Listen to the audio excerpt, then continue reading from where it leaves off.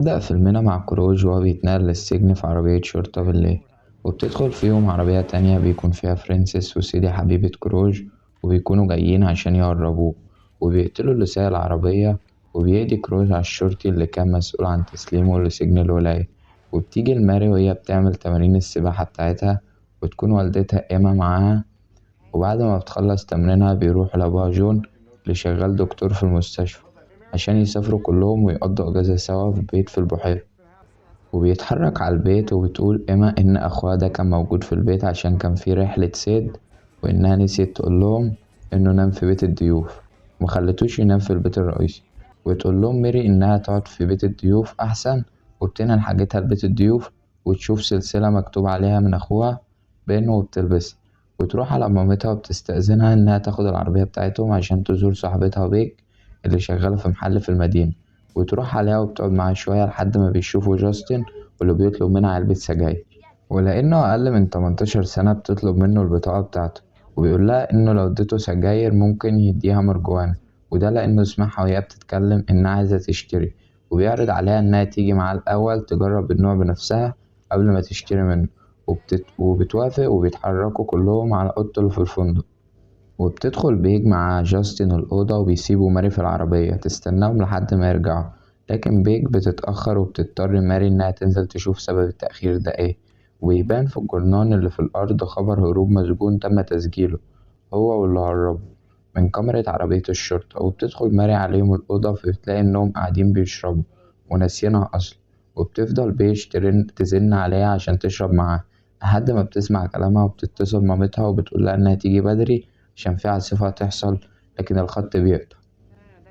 لكن بتتصل بيها تاني ماري، وبتقول لمامتها إنها تقضي الليلة مع صاحبتها وهتبقى تيجي لها تاني يوم. وبيفضلوا قاعدين في أوضة جاستن لحد ما والده كروش بيدخل عليه، ومعاه سيدي حبيبته وفرانسيس، وبيضرب ابنه بسبب إنه جاب حد معاه وسمح لهم إنه يدخلوا الأوضة. ده غير إن كل صورهم بقت في الجورنال، وإنهم مطلوب القبض عليهم، وإنهم مش هيقدروا يسيبوا البنتين لأنهم ممكن يبلغوا عنهم. وبتبدأ ماري تعيط من الخوف، وبتدي مفتاح العربية بتاعها لسيدي على أمل إنهم يسيبوه. لكن فرانسيس بيبدأ يتحرش ببيج، ويطلع السكينة بتاعته عشان يهددهم بيها. وبتهرب بيج من فرانسيس، وبتدخل الحمام وبتحاول تهرب من شباك الحمام، لكن ما بيرضاش يفتح. وبيكسر فرانسيس عليها الباب الحمام، ويخبط راسها في الحوض فبيغمى عليها. وبيطلع يكسر تليفون ماري عشان ما تحاولش تتصل بحد من وراه. ويتحركوا من مكانهم ناحية الغابة، ويكونوا مهددين ماري وبيج إنهم ميعملوش دوشة طول ما هما في الطريق. وبياخدوا طريق الغابة، وبتحاول ماري إنها تهرب من العربية، وده اللي بيخلي كروج يعمل حادثة، والعربية تنزل على منحدر وتفضل تتخبط في الأشجار وبتتكسر. وبتتكسر مناخير فرانسيس، وبتدمر العربية، وبينزل فرانسيس ضرب فيهم هو وسيدي، لحد ما بتقدر بيج إنها تهرب منهم تاني. ويفضلوا يطاردوها في الغابة، وقبل ما بتنادي على حد يساعدها بيضربها فرانسيس، وبيكتشفها بالتيشيرت بتاعها، وبيرجع تاني لكروج. ويقرروا إنه يعاقب ابنه لأنه السبب في كل اللي حصل، وبيجبروه إنه يتحرش بماري وهو مكفينها، لحد ما بيج بتشتمه وتقوله إنه مثير للشفقة.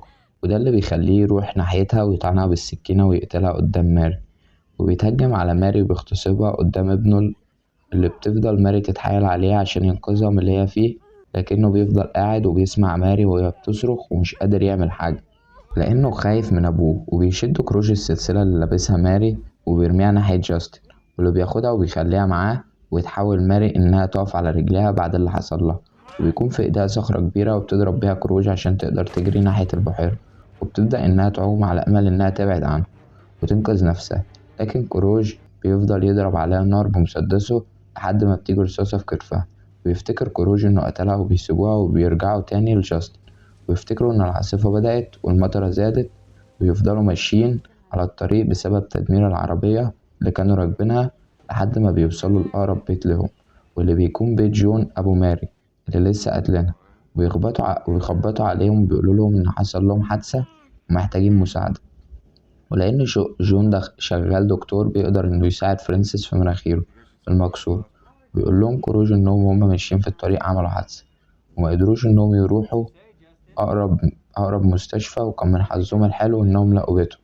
ويقول لهم جون إنه يتمنى يساعدهم، لكن عربيته مع بنته ويضرب البرق عمود الكهرباء العمومي بيفصل الكهرباء عن كل البيت. وبيروح جون عشان يشغل مولد الكهرباء الاحتياطي ويرجع لهم تاني، وفي نفس الوقت بيظهر إن ماري ما ماتتش ولسه عايشة. وبعد ما بيخبط شون مناخير فرينسيس بيعرض عليهم إنهم يفضلوا معاهم لحد ما العاصفة تهدى، وساعتها يقدروا يتحركوا وإنهم ممكن يناموا في بيت الضيوف. وبيقوم جاستن عشان يدخل الحمام، وبيعدي على المطبخ وبيشوف صورة ماري وهي متعلقة على التلاجة، وتقوله إيما إن دي بنتهم اللي معاها العربية. ويدخل الحمام وبيفضل يعيط جوه، ويجي وراه كروج عشان يهدده إنه ما يتكلمش عن أي حاجة واللي هيحصل له، وإلا هيحصل له زي اللي حصل له قبل كده. لكنه بعد ما بيخرج من الحمام بيقرر إنه يسيب السلسلة بتاعت ماري حوالين الكوباية اللي كان بيشرب فيها عشان يفهم إن في حاجة حصلت لبنته، وتوديهم إما لبيت الضيوف وتولع لهم الشموع بسبب إن مولد الكهرباء بيوصل للبيت الرئيسي بس.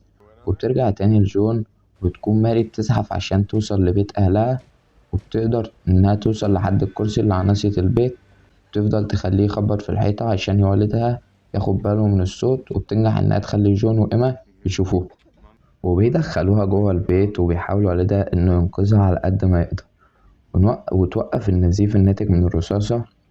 وبتدخل إيما المطبخ عشان تجيبله الأدوات اللي محتاجها، فبتلاقي السلسلة ملفوفة حوالين كوباية جاستن.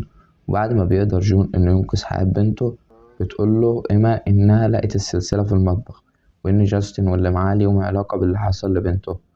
بتحكي لهم وفضل باصص لصورة بنتهم اللي على التلاجة كأنه شاف شبح، وإنه اتعرف عليها أول ما شافها بسبب اللي عمله فيه. وبيقول جون لإيما إنه لازم ياخد ميري لأقرب مستشفى حتى لو هيروح ماشي، وبعدها يبقى يتصرف معاها.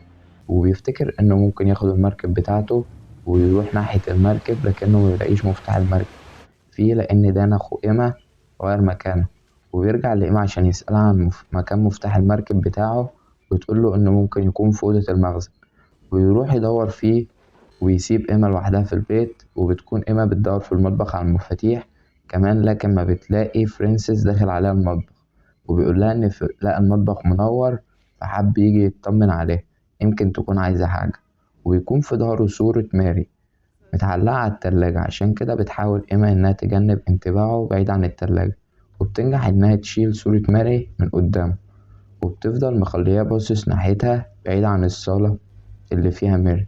لكن بيخرج للصالة وبيشوف ماري نايمة قدامه ولسه عايشة، وقبل ما فرانسيس يتحرك تضربه إما بالإزازة على دماغه، لكنه بيجري ناحيتها عشان يضربه، بس هي بتكون ماسكة سكينة في إيديها وبتطعن بيها فرانسيس، ولكنه بيفضل يقاوم وبياخد السكينة منها عشان يطعنها بيها. وبتضربه إما وبتحاول إنها تهرب منه لحد ما بيجيلها جو، وبيضرب فرانسيس وبيحاول إنه يغرقه في حوض المطبخ، وبيمسك جون إيد فرانسيس وبيحطها في الخلاط بتاعة الحوض اللي بيخرط إيده، وبيفضل فرانسيس يصرخ من الألم لحد ما جون بيضربه بالشاكوش وبيغيره في راسه وبيقضي عليه تمام. وبيتحرك جون وإيما على بيت الضيوف عشان يقضوا على كل اللي فيهم، وبيتسحبوا في ايديهم حديدة، وبيلاقوا جاستن قاعد قدامهم وموجه المسدس عليهم، وبدل ما يضربهم بيه بيعرض عليهم إنهم ياخدوا المسدس منه ويعملوا اللي هو عايزينه بيه. وبيتسحب جون ناحية جاستن، وبتكون سيدي وكروج نايمين على السرير اللي جنبه، لكنهم بيصحوا على ست عمير المسدس.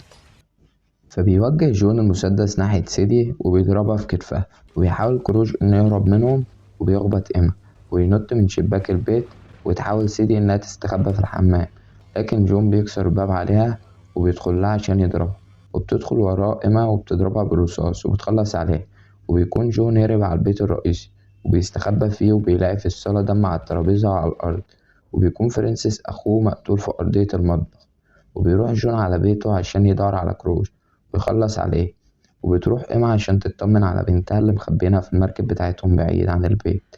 ويفضل شون يدور على كروج في كل البيت لحد ما بيعرف إنه في الدور اللي فوق، ويقوله أنا مستنيه يطلع لأنه عارف إنه مستخبي زي الجبان.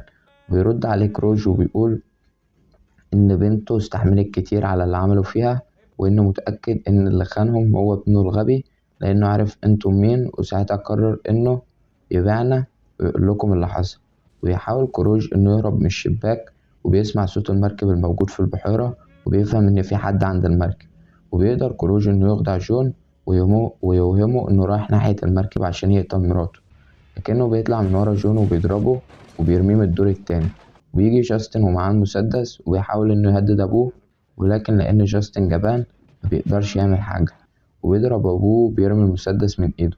وبتيجي إيما من ظهره وبتضرب كروج بطفاية الحريق وبتسيب، وبيغمى على كروج من كتر الضرب. وبيروح جون المركب وبياخد بنته ومراته وجاستن لأقرب مستشفى وبيسيبهم هناك. وبيرجع لكروج وبيديله بنج بيشل جسمه كله، لكنه بيفضل حاسس بكل اللي حصله.